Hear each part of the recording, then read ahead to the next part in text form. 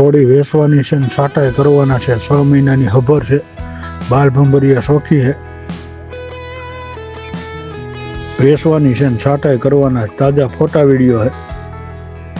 કિંમત 55,000 રૂપિયા. તાલુકો બગસરા, જિલ્લો અમરેલી, ગામ માવજીંજવા. મેસેજ ન કરતા ભાઈ, ફોન કરજો. ખોટા ફોન મેસેજ ના કરતા.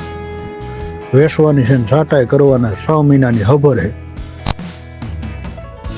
ખબરની ગેરંટી.